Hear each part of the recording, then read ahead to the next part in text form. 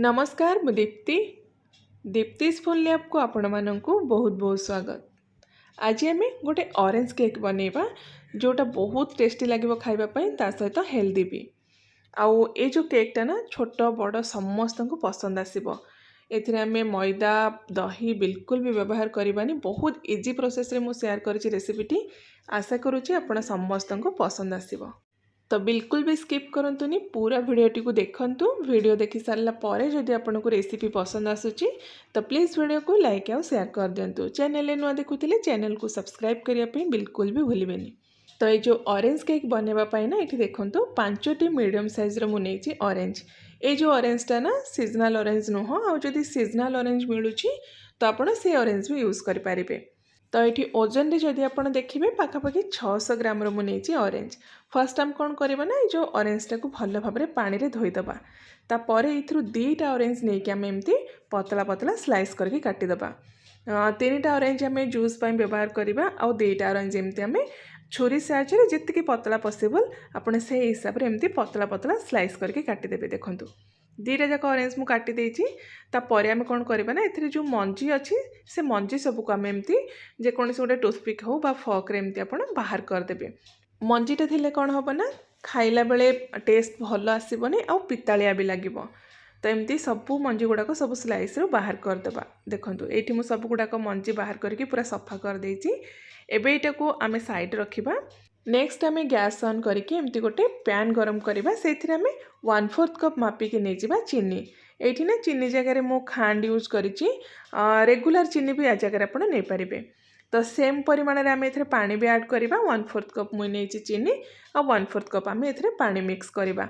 तो जहाँ भी केक पाई आम इंग्रेडिएंट्स यूज करबा सब जो इंग्रेडिएंट्स रो मेजरमेंट ग्राम्स रे और कप रे 2टा जाकर मेजरमेंट्स मो डिस्क्रिप्शन बॉक्स रे मेंशन कर देबी। तो ये ना ये चीनीटा को आम मेल्ट हवा जाए कुक करवा मीडियम फ्लेम रे। जेहेतु मुझे गुंड चीनीटा यूज करुच्ची बहुत जल्दी यहाँ मेल्ट हो मिक्स होदी आप रेगुलर चीनी यूज कर टाइम लगे।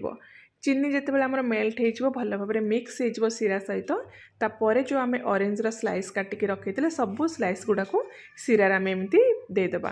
तापर या मीडियम फ्लेम रे आम कुक करवा। मझिरे मझिरे ना आप एमती ओल्ट पाल्ट करके मिक्स करुवे, ना तलू गोटे जगह से लगिज से मिक्स करके आप सीराटा एमती सुखिला हवा जाए यहाँ को कुक करवा। ये पाखापाखि आपन को 3 ରୁ 4 मिनिट टाइम लगे मीडियम फ्लेम रे। तो 3-4 मिनिट पर आपड़ जिते देखिए सीराटा एमती टिके सुखिला होपर गैस फ्लेम को बंद करदे। आउ एटा ना ठंडा हो गला परे आउ टिके सुखिला हो। तो एबे एटा को आम साइड रखीदबा। नेक्स्ट जो बाकी 3टा आमर ऑरेंज रहिला से गोटे ऑरेंज नहीं कि तार जो जेस्ट आम बाहर करवा। तो गोटे एमती ग्रेटर नहीं कि आप हल्का हाथ में एमती ग्रेट करेंगे। ये जो ऑरेंज रो भितर जो व्हाइट पार्टा थाए ना ताको आप ग्रेट करेंगे, ना केक रो टेस्ट पूरा खराब हो गोटे पितालिया टेस्ट आसब।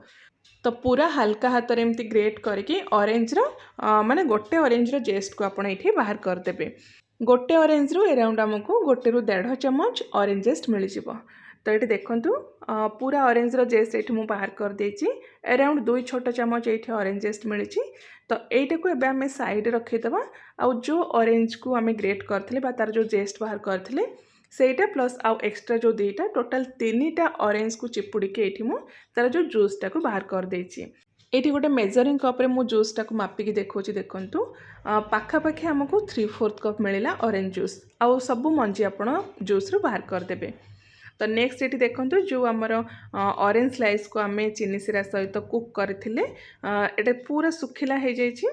तो एबे हम कौन करबा ना एमती गोटे केक टिन जो थे आप केक बेक करेंगे से केक टिन रे अल्प टिके तेल बा घी लगेदेवे। तापर एमती ऊपर butter paper set करदेवे।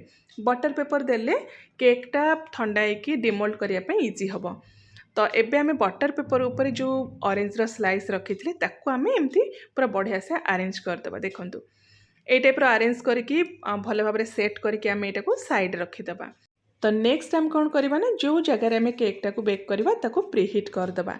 Gas on करके ये देखो मुझे गोटे बड़ टसला आलुमिनियम गरम करिछि। ये जो टसलाटा को ना जनरली मु बेकिंग पर्पज रे ही यूज करे। तो से जो टसलार बेस रे बा तले एमती आम गोटे पतला लेयर रे लुण स्प्रेड करदबा जो थी कि तार जो बेसटा पड़ोनी। जेहेतु ये तसलार बेसटा टिके पतला अच्छी से मुझे लुण स्प्रेड करिछि। आउ आपण चाहिले बाली भी गोटे पतला लेयर एमती स्प्रेड करें। आउ जदि बेस आपणकर मोटा अच्छी जो टसलार आप बेक करें लुण बा बाली स्प्रेड करवा बिल्कुल भी दरकार पड़ेनि। तो भितर आम गोटे स्टैंड रखिक एमती कवर करदे मीडियम फ्लेम रे 5 ରୁ 7 मिनिट में यहाँ को प्रीहीट करदे। नेक्स्ट आम जहाँ सब ड्राई इंग्रेडिएंट्स आम नहीं केक ताकू आम एमती गोटे जाली रखिकी से छाणीदे। तो फर्स्ट देखूँ गोटे मेजरिंग कप रे मापिक आम 2 कप ये नहीं अटा। जदि आप चाहिए एक केक को पूरा मैदार भी करें ना गोटे कप अटा और गोटे कप मैदा दुईटा जाक मिक्स करके भी ये नहीं पारे। तो नेक्स्ट सेम कप रे मापिक आम ये नहीं आधा कप मिल्क पाउडर। जेकोसी ब्रांडर आप मिल्क पाउडर यूज करें। जेकोसी गोटे जगह आप फिक्स करदे से ना सबू जिनस आप मापिक ने। तो नेक्स्ट आम ये बेकिंग पाउडर मिक्स करवा 2 छोट चम्मच। आउ जो बेकिंग पाउडर आप मापिक ने एमती पूरा लेवल करके नेले तार मेजरमेंट पूरा ठीक रहिबो। तो 2 छोट चम्मच ये आम बेकिंग पाउडर मिक्स करवा ता सहित अधा छोट चम्मच आम ऐड करवा ए बेकिंग सोडा बा खाइबा सोडा। तो ड्राई जिनस बा सुखिला जिनस आम एतिक ही यूज करवा सब जिनस को एबे आम भल भाव एमती छाणीदबा। ये स्टेपटा बिल्कुल भी आप स्किप करेंगे। जेकोसी टाइप आप केक बनातु जिते सब सुखिला जिनस अच्छी ताको आप भल भाव जब छाणीबे ना केकटा आपणकर एकदम लाइट और स्पंजी बनब। तो बिल्कुल भी ये स्टेपटा आप स्किप करेंगे। तो छाणी सारा पर कौन करेंगे ना आउ थे गोटे थर एमती भल भाव यहाँ को गोले देवे। तापर जो सुखिला जिनस सबको आम साइड रखीदे यहाँ को पर यूज करवा। नेक्स्ट आम वेट इंग्रेडिएंट्स जहाँ सब अच्छी ताको मिक्स करवा। तो गोटे बड़ मिक्सिंग बोल रे आम आधा कप नहीं जावा तेल। ये तेल जगह आप बटर को मेल्ट करके भी नहीं पारे। बटर आउ टिके भल टेस्ट आसो जदि आप चाहिए बटर भी यूज करें। एबे आम 3/4 कप बा जो 3टा ऑरेंज रो जूस आम बाहर करके रखी थे सबू जूस को एथरे मिक्स करदबा। तापर आम एथरे मिक्स करवा चीनी मीठा पाई। आउ जो चीनी आप मिक्स करेंगे ना डायरेक्ट मिक्स करेंगे बा गोटा दाना चीनी मिक्स करेंगे। चीनी को आप गुंड करदे तापर एथरे मिक्स करेंगे। मुझे एगेन चीनी जगह खांड यूज करी। आप जब चीनी मिक्स कर तो चीनी को गुंड करके भल भाव एथरे मिक्स करदे। 1.5 कप पाखापाखि मुझे चीनी मिक्स करी। जदि आप मीठा कम खाऊँच ताले टिके कम करके आप एथरे मिक्स करें। तापर 2 पिंच पाखापाखि आम एथरे लुण मिक्स करवा टेस्ट रे बैलेंस आने। गोटे छोट चम्मच वैनिला एसेंस। तापर जो ऑरेंज रो आम जेस्ट बाहर करके रखी थे से सबू जेस्ट को आम एथरे मिक्स करदे। जदि आप चामच मापिक नौकरी ताले 2 छोट चम्मच आप ऑरेंज जेस्ट देकी भल भाव सबू जिनस को ये मिक्स करेंगे। तो एमती जदि हैंड बीटर रे आपण मिक्स करूचंती ताले 3-4 मिनिट टाइम लगे सब जिनस मिक्स होगापाई। आउ जदि आप इलेक्ट्रिक बीटर यूज करूचंती तो मैक्सिमम आपको 2 मिनिट टाइम लगे सब जो वेट इंग्रेडिएंट्स मिक्स होगापाई। तो सबू जिनस पूरा बढ़िया से मिक्स हो सारा पर जो आम ड्राई इंग्रेडिएंट्स छाणिकी रखी थे ताको 2टा पार्ट रे ये मिक्स करवा। 2टा बैच रे मिक्स करेंगे एका सांगे बिल्कुल भी मिक्स करेंगे। तो अधा सुखिला जिनस आम देकी फर्स्ट मिक्स करवा। आउ मिक्स हो सारा पर बाकी जो रेस्ट आमर रहिला सबू देकी ताको हल्का हाथ में आप ये गोलेबे। लम्प्स जमती न रहिबो बैटर से आप ध्यान रखिए। तो हल्का हाथ रखिकी आप आराम से ताको बैटर को मिक्स करेंगे जमती बैटरटा आपंकर एकदम स्मूथ रहिबो बिल्कुल भी लम्प्स रहिबनी। तो ये देखो बैटर आमर पूरा स्मूथ हो गला ए गोटे भी लम्प्स ना। मु यार कंसिस्टेंसी आपको देखो देखो टिके थिक लगुच बैटर आमको। तो एबे हम कौन करवा ना ए 2 ରୁ 3 चम्मच मिक्स करवा क्षीर। क्षीर जगह आप पानी भी मिक्स करें। तो मुझे 2 बड़ चम्मच क्षीर मिक्स करुँची। आ क्षीर दे सारा पर एगेन ताकू हल्का हाथ में क्षीरटा पूरा बैटर सहित मिक्स हवा जाए ये गोलेबे। मुझे बैटर कंसिस्टेंसी आपको देखो जोटा फाइनल कंसिस्टेंसी केमती बैटर रहा दरकार। ऊपर एमती तल को पकेबे रिबन कंसिस्टेंसी आमर बैटर दरकार। जदि आपको लगुच तो आउ गोटे चम्मच आप क्षीर भी ए मिक्स करेंगे जदि बैटर आपंकर बहलिया थिबो। तो पूरा लास्ट रे आम ए जो बेकिंग पाउडर आ बेकिंग सोडा मिक्स करथिले ताको एक्टिवेट करने 2 छोट चम्मच मिक्स करवा भिनेगार। भिनेगार जगह आप लेंबू रस भी 2 छोट चम्मच ए मिक्स करेंगे।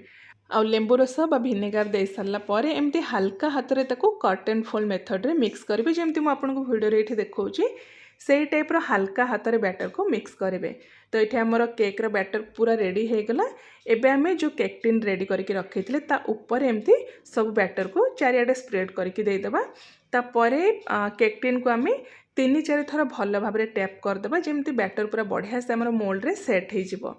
तो एबे आमे जो जगहटा प्रीहीट करके रखी ता भितर मोल्ड रखिकी लो फ्लेम रे 45 रु 50 मिनिट पे बेक करवा 5-10 मिनिट टाइम एपट सेपट हो पारे मझे आपण चेक भी करें किंतु अधा घंटा पर आपण तार जो लीड खोलिकी चेक करेंगे अधा घंटा भितर बिल्कुल भी आपण ताको खोलिबेनी।